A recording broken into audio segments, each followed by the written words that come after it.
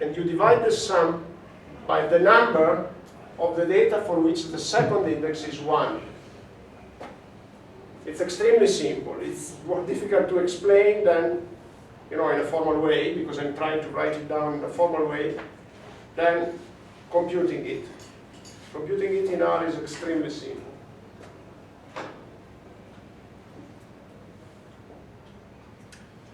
And then you get this seasonal component in the mean, and you can subtract it from the data.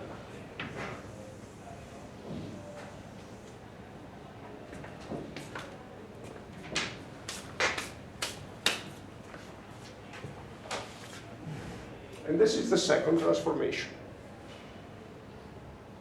And now we are sure that if we transform the data, here we are transforming the data, what we observe. In this way, the mean is flat along the year.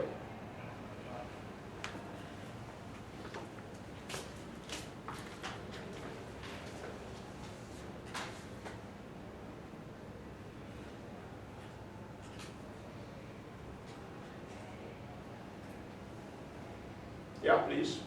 How was this process called again? It's called deseasonalization. Okay, and you can find it also under the term deperiodicization, and the seasonal component is sometimes called a periodic component. The removal of periodicity is a classic operation that is done in time series analysis. Also, economists are very used to this, because when they look at financial data, they often see fluctuations along a given period, regular fluctuations. And in hydrology, I made here the example of the deseasonalization in terms of removal of the yearly component, but sometimes we have also components, periodical components that are evident at shorter time step. For instance, if you look at the river flows of the glacial type, there is a seasonal component, not a seasonal, a periodic component along the day. During the night you have no flows, and then at noon you have the maximum flow. So it's amazing. If you look at the time series of glacial rivers, you see along the day a fluctuation which has 24 hours of duration. And this is another periodic component that you may need to remove. Also, in my experience, I found it seemed to me at that time strange periodic component with weekly periodicity. And I thought, how is this possible? What kind of physical mechanism? It was just during my degree studies, my PhD actually, what is this kind of physical mechanism that makes a periodicity of along the week? And then I was told, which is, you may say it's clear, it's very intuitive, that it's given by the regulations by the artificial reservoirs, the dams, because they release water for generating hydropower during the week, and then they don't release water on Sunday and Saturday, because of course we need less energy on Saturday and Sunday because the industries are closed. And also, for the civil consumption, there is a clear weekly periodicity. And so basically the rules are dictated by these needs, and you can see clearly in some cases, even for huge rivers, that you wouldn't imagine that. For the Po River, you can still see it. You wouldn't imagine that. But there are many reservoirs upstream, and you can see a weekly component. And also, I was very impressed once I went for an excursion along a mountain creek, and the mountain creek was crossing by a very small town. It was a town with 50 people, and it was impressive to see the quality of the river suddenly changing after lunch, because they didn't have a sewer system, because at the beginning, for small towns, we didn't have any sewer system everywhere, I mean. use to release our sewer water in the rivers. And I was really impressed to clearly see the difference in the quality of the river after lunch, because people were washing, you know, everything, and the plate and the dishes, the silverware, etc. And I could clearly see the soap, the effect of the soap released in the river. And this is a kind of periodic component, diurnal periodic component, so daily periodic component for water quality. And in some cases you can also see the difference in the river flows, because in those cases where the release from sewer systems is important, you can clearly see also in the hydrograph the difference. Anyway, this is a very simple transformation, and now let me complete it with a small addition to stabilize also the variability, the standard deviation, because with a small addition here I can stabilize the variability of the standard deviation. It's very simple, but I need to estimate in the same way as I estimated the periodic average. I need to estimate for each day the standard deviation, therefore obtaining the periodic standard deviation. And once that I got it, and let me indicate it with the symbol sigma j. Once I got it, let me now rewrite everything, and I'm skipping the formulas. I'm skipping the formulas for the computation of the standard deviation, because I already introduced this formula to you, and it's very similar. Okay. And let me now write down again the transformation, and the transformation is again qd dj is equal to q dj minus mi j, and this is what I wrote before, and now I divide it by sigma j. And in this case you stabilize the standard deviation as well.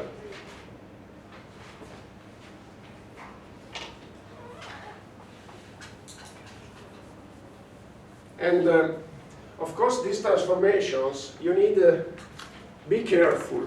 You have to make them not by default. You have to make them if they are necessary. So let me go back to the logarithmic transformation. If you see at the beginning that the data are already Gaussian, you don't need to take a logarithmic transformation. And for this transformation, deseasonalization, you have to remove the periodic mean if you see a periodicity in the mean. So in this case of the Po river, here it's clear that there is a periodicity, and it would become clearer if you look at smaller time steps, at smaller pieces of this time series. So you see it, and then you compute the mu j, and if you plot it, you clearly see the periodicity, and then you conclude, yes, there is periodicity, I need to remove it. And then you remove it. For the standard deviation, just check if sigma j is periodic. You make a plot, and if it's periodic, then you remove it.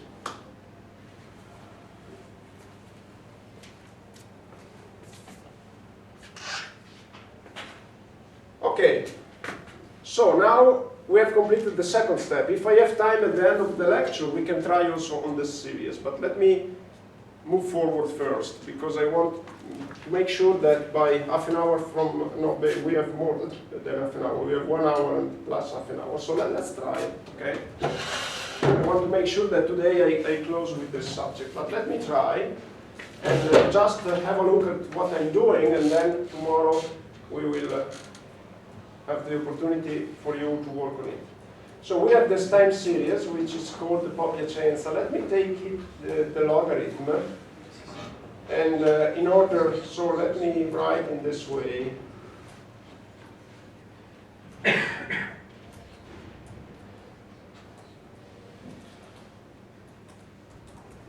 Okay, so I created another time series, which is called POD, and with the logarithm. Okay, perfect. Now, what I need to do now, I need to compute. First of all, let me see how long it is. Okay, let me see if the number of years is, yeah, it's an integer, because the observations on February 29 were already removed. Okay, so I have 86 years of observations, and what I need to do is to compute the average and the standard deviation of the data collected in each day of the year. So I need to put the data in a table like I did on the blackboard. So let me write it in this way. POD1 is equal to array POD, and then there is the dimension. Let me, okay.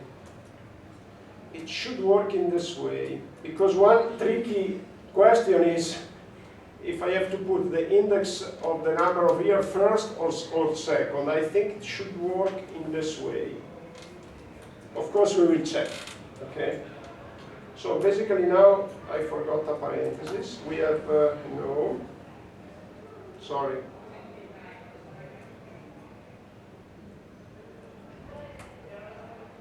That's it. Okay, now I need to create two vectors. One that contains the mu con j values, and the other one that contains the sigma j. So let me create them, and it would be mu is equal to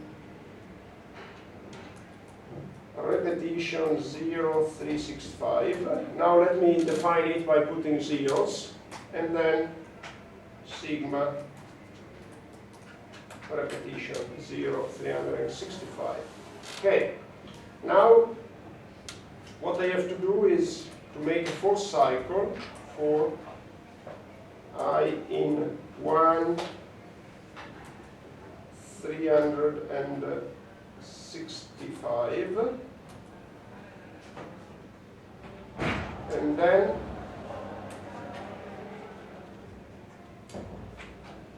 mu I is equal to mean of POD 1 I. Look, with this instruction, basically, sorry, here it's around parentheses. With this instruction, basically, I say, okay, so the index of the day is the second index of the array, which is varying from 1 to 365.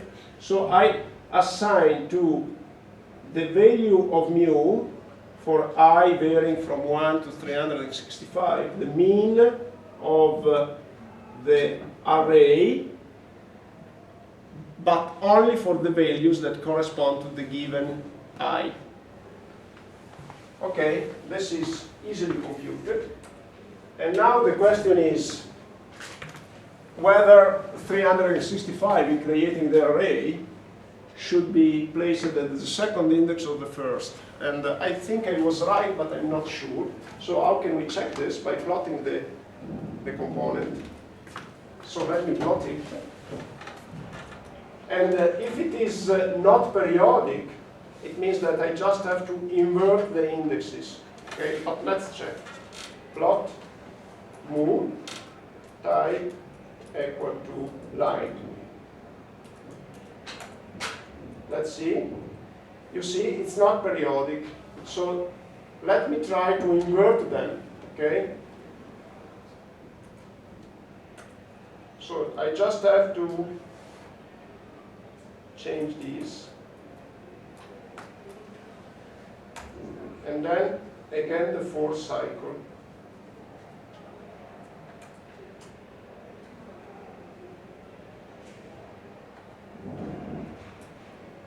And I have to change the index to put the index on the left.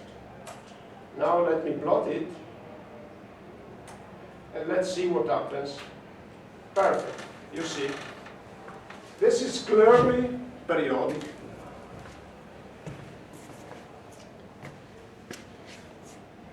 Now, a couple of considerations before we move forward, because now we have to remove this periodicity in the mean. First of all, let's look at the value, but it's in logarithmic scale, but you see that still there is a significant difference from 6 to 7. And what do we see here? What we see is a clearly periodic pattern with 2 peaks. And the second peak is lower than the first. The second peak is around October, November, and the first is about June. And you know, this is Piacenza is midway of the Po River. If you look at the closure of the Po River, you see that the second peak is higher than the first, because along the course from Piacenza to the closure, there are some important tributaries which change a little bit the behavior. It remains a behavior with 2 peaks, but there is the second peak that at the end becomes higher. Second consideration, but still this is physically plausible, so you have to look at the physical process behind it, and you really see that it's plausible. Second consideration, there is some variability, short-term variability, which is not really physically plausible, which is given by the fact that for every average, we compute it on only 86 data. So you have some oscillations, random changes, and you see this randomness here, which is not physically plausible, because you can't really accept that the average flow on January 1st is significantly different from the average on January 2nd. The physical process is smooth. Here you see that this is a clear demonstration that we didn't work on the physical process. We are working on the data, which are just one outcome. It's like the Gaussian distribution. We plotted it from the data, and it was not really symmetric. So some people say, you know, before removing this periodic component, we should smooth it. But let's forget about that, okay? And especially if you work with daily data, you know, probably it's better to smooth it. And let's forget about that. And the third consideration, this is just something that has nothing to do with the statistical behavior, but has to do with the physical behavior. You see this kind of peak in March, April, and this is clear. This is not the effect of a random fluctuation. It's there. What is the reason? Okay, one could easily say it's a snow melt, because of course you have in March, April a lot of snow that melts, and so you could see the effect in the Po River flows, and then there is a minimum before the rainy May and June come. Okay, it's plausible, but this, if you look at this peak in detail, you see that it was much more pronounced in the years between 1940 up to 1970, 80, and then disappeared. Why is that? I don't know. And I discussed it with several colleagues. What is the reason? Okay, some people say climate change, but then how? I mean, because if it is climate change, you may expect that this is anticipated a bit, because it's a warmer climate. You don't see it. And if you look at the precipitation amount, it didn't change. So I really don't know. And I think I will try really to better understand, but it disappeared. And you know, this is typical in climate and hydrology. Sometimes you see cycles, so some phenomena that happens for a certain amount of time, and then they disappear, and then they come back later, maybe. But this is really something strange. It's like an hill that disappeared. It lasted for about, at the very beginning you don't see it, so from 1920 to 1940 you don't see it, and then it came and then disappeared. Interesting, very nice. Okay, so let's remove it from the time series. Before removing, let's have a look at the plot again.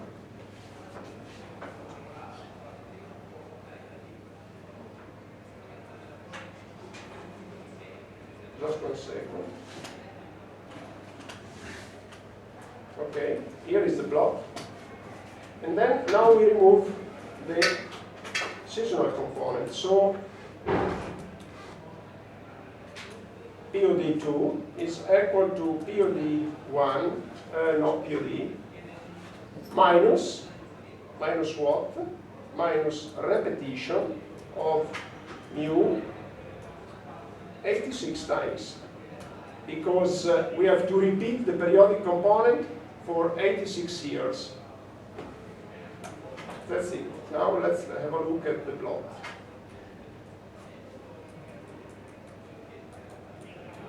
And look, this is one, and this is the other. Okay, you may say, but I still see some periodicity. But indeed, look, this is the transformed series.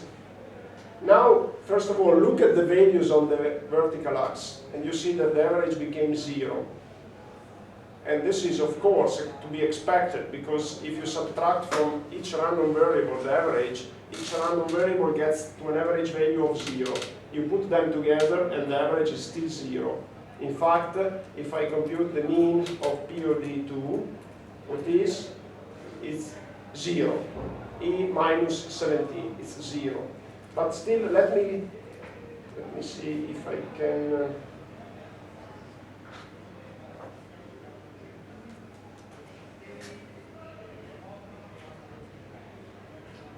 Okay, this is transformed and this is untransformed. Okay, now the second transformation, the variance. Let's check if the variance, the standard deviation, sorry, I use them as synonyms. The standard deviation is the square root of the variance. And let's look if the standard deviation is periodic. Let's compute it. It's extremely simple. I already created the vector sigma here. This is the vector that I created. Now I can take a fourth cycle again here, and then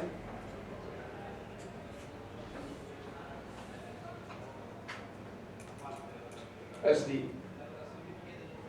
sigma.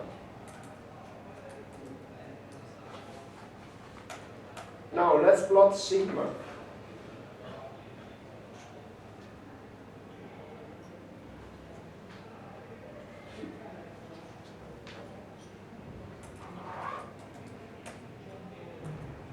Here it is. Yes, it's still periodic, with a similar behavior as the mean value. So let's remove it. Okay, so we just have to write POD3 is equal to POD2 divided by rep sigma 86. Perfect. Now, guess what the standard deviation of POD3 is as the POD3. Your guess? 1. Yes. If you divide each random variable by the standard deviation, you get a unit value for standard deviation. And if you put them together, is unit value.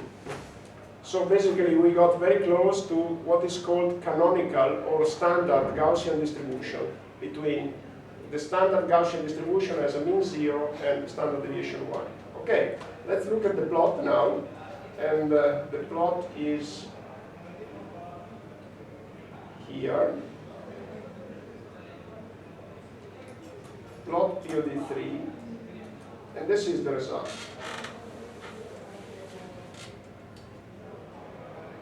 Okay.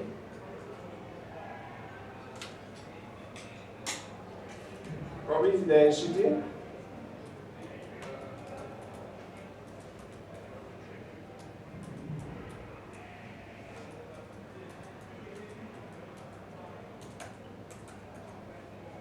You see that it's, we are quite happy, is, mean 0. Of course, it's not really symmetric, because if it was symmetric, we would expect something symmetric around 0, because the mean is 0. But if I now write a vertical line, I think it's v equals 0. should be this one, the instruction, yeah. You see that it's not really symmetric.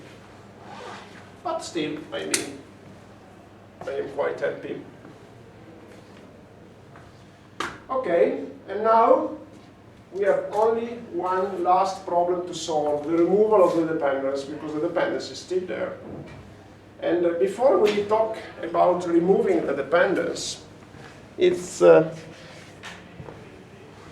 interesting that we wonder how dependence can be detected, because the first question could be, is there dependence in this data? Of course, you know, of course we would say, yes, there is, because our intuition suggests that there is dependence, but it's better that we introduce a tool to detect, to rigorously detect dependence, because we don't need to add another transformation, another mode transformation if there is no dependence. So how can be dependence detected? And okay, first of all, dependence can be measured through the estimation of correlation. And there are links here in my notes to the definition of correlation. And correlation is a measure of dependence.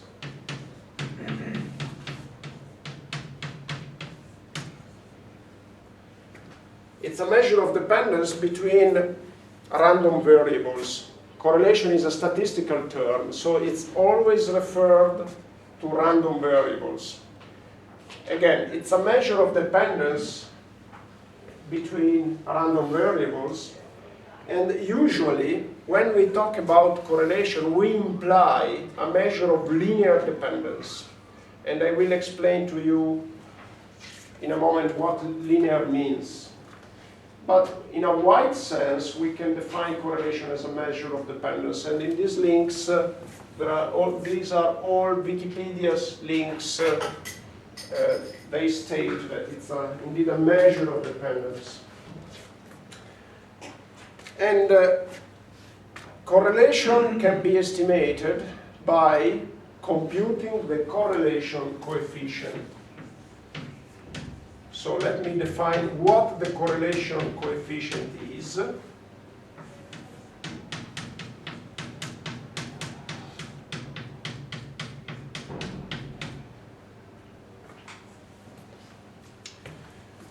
And let me define what is the correlation coefficient. First of all, the correlation coefficient refers to a given lag, which is a delay time. And this is needed because, you know, you can talk about, for river flows, you can talk about dependence and therefore correlation between flows observed in subsequent days. So I can measure, I can estimate the correlation coefficient of the flows observed today versus the flow observed yesterday. It means that the delay is 1 day. And therefore, we say that the lag is 1 day. But we are also interested in the dependence for increasing time lag. So for instance, we are interested in estimating the dependence of the river flow observed today from the river flow observed 1 month ago. And in this case, the lag is 30 days. So if we want to measure the dependence, we have to take into account the delay. And therefore, the correlation coefficient is computed for a given lag, because in this way, you have the opportunity to specify the delay.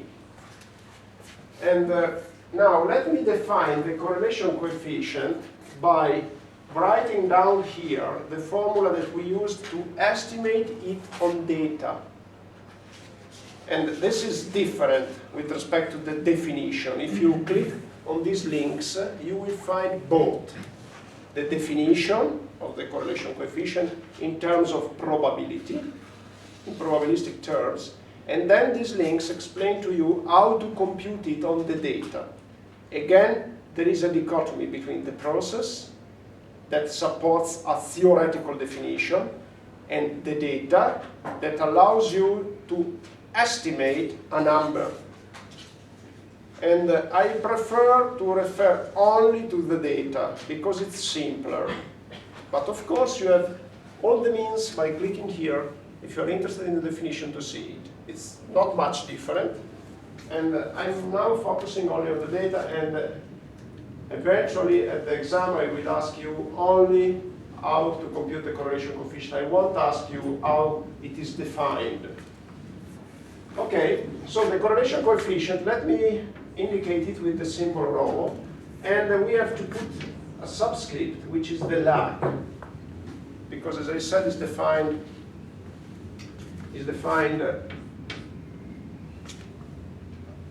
for a given lag. And it is computed in this way. So the main issue, there is here, of course, a ratio. I indicated an horizontal line because it's a ratio. I will write a numerator and a denominator. The numerator is the most important thing. And the numerator basically is let's suppose that the lag is L, yes. The numerator is a product of let me express it by using Q. You could have a D here because it's decisionalized, but let's not to make the notation too complicated. Let me use just Q, and it's Q T plus L multiply Q T. This is the measure of dependence. If the product between two observations observed at a distance, a time distance of L. And this is something that you may find it difficult to understand. How can be dependence measured through a product? I tell you.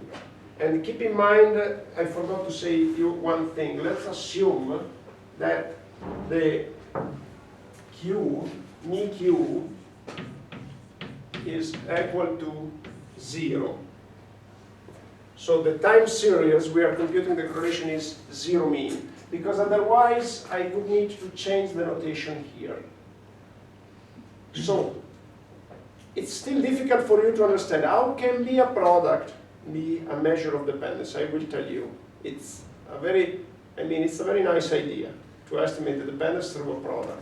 But this product should be estimated to all the possible products. I don't have to compute the product only to two observations, between two observations. I have to extend the product through a summation to all the possible couples.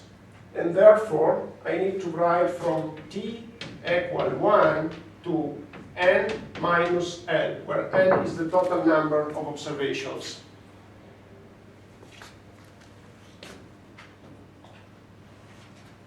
Of course, you can't go up to n, because you have a t plus L here. So you have to stop the summation to n minus L.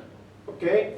And then let me standardize this product by putting at the denominator just the sigma square of Q, the variance of Q. This is just a standardization in order to make the value independent of the time series. It's a standardization. And now we have to divide, again, another form of standardization, by the number of members in the summation. So let me divide by n minus L.